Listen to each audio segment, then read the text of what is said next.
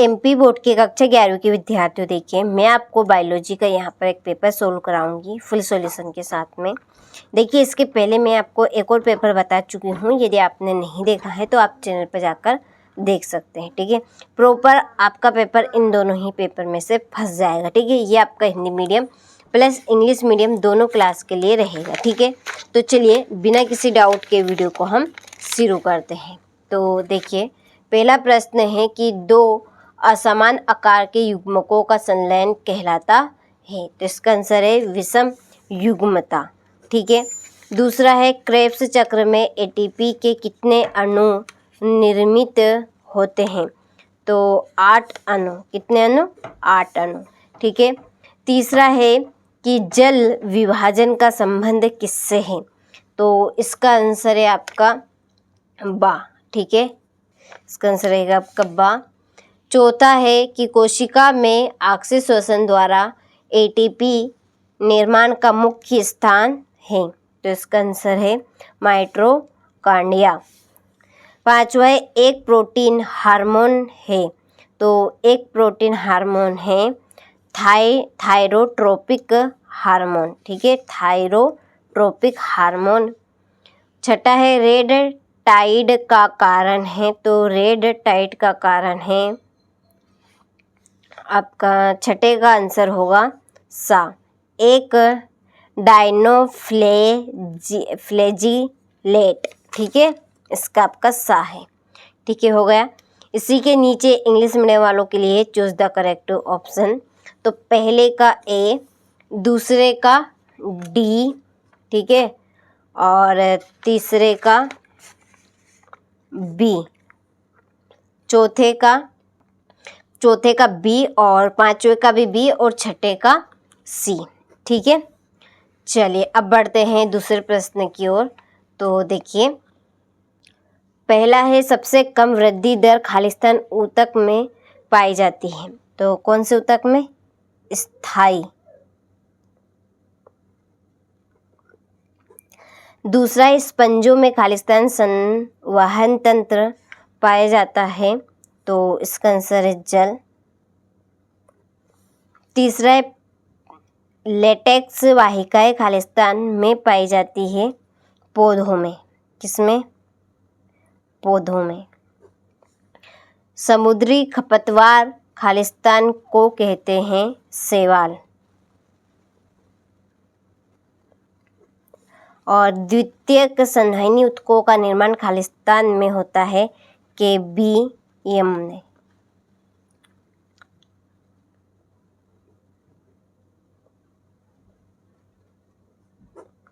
ठीक है, लंबी अस्थियों के सिरे एक दूसरे से खालिस्तान द्वारा जुड़े रहते हैं लिगामेंट के द्वारा।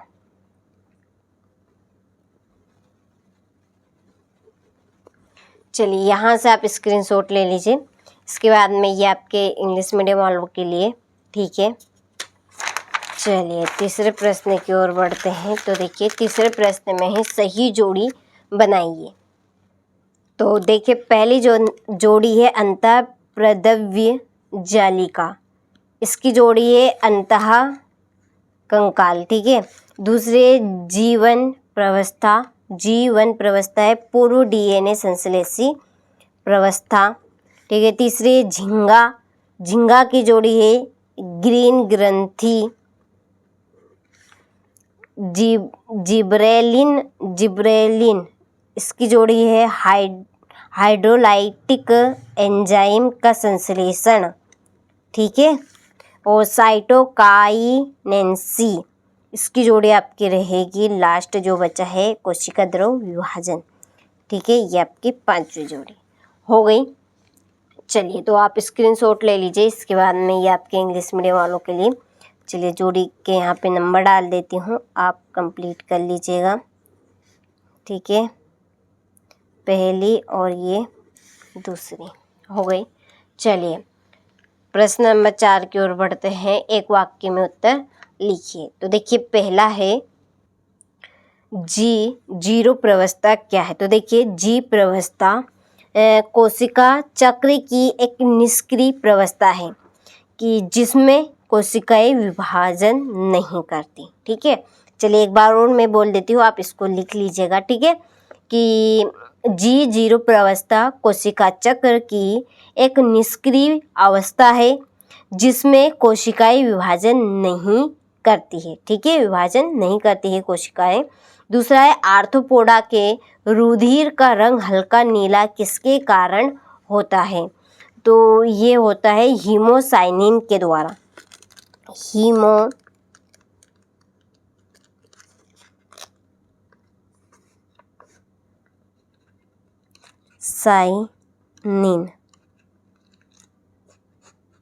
ठीक है, हीमोसाइनिन। यूरिया का निर्माण कहाँ होता है? यकृत में। कहाँ पे?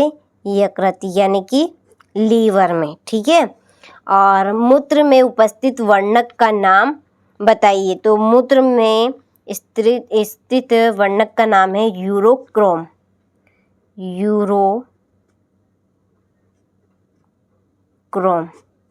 और आम के फल में खाए जाने वाले भाग का नाम लिखिए। मध्य फल भित्ति।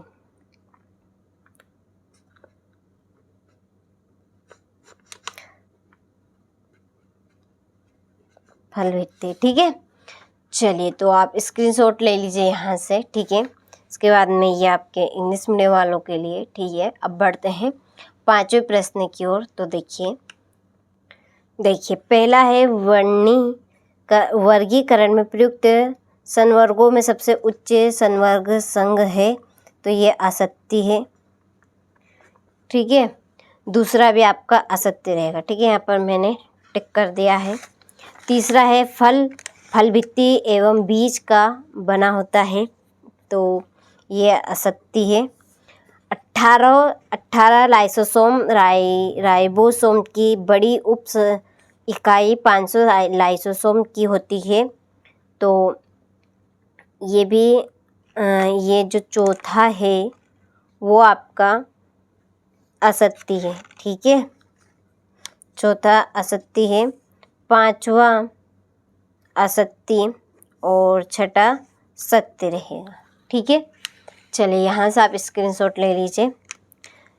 ये आपका असत्य, ये असत्य, तीसरा भी, चौथा भी, 5वां भी, और एक है इसमें राइट बस केवल। ठीक है, चलिए यहाँ से आप बाकी का स्क्रीनशॉट ले लीजिए। ठीक है, ये इस तरह से आपके प्रश्न रहेंगे, अच्छे से आप इनको कंप्लीट करें ताकि आप अच्छे से अच्छे नंबर स्कोर कर सके। अर्धसूत्र विभाजन का क्या महत्व है? ठीक है, ये हो गया। फिर ये आपका 14वां प्रश्न, वाटसन तथा क्रिक द्वारा प्रस्तुत डीएनए का प्रतिरूप बनाइए। 16वां 17 है C3 C4 पथ में अंतर। ये 18वां प्रश्न। 18वें के बाद में है 19वां, प्रोकैरियोटिक कोशिका की क्या विशेषता, और ये लास्ट 20वां। ठीक है, चलिए तो आपने सारे प्रश्नों का अच्छे से स्क्रीनशॉट ले लिया होगा, तो अच्छे से आप इनको कंप्लीट करें।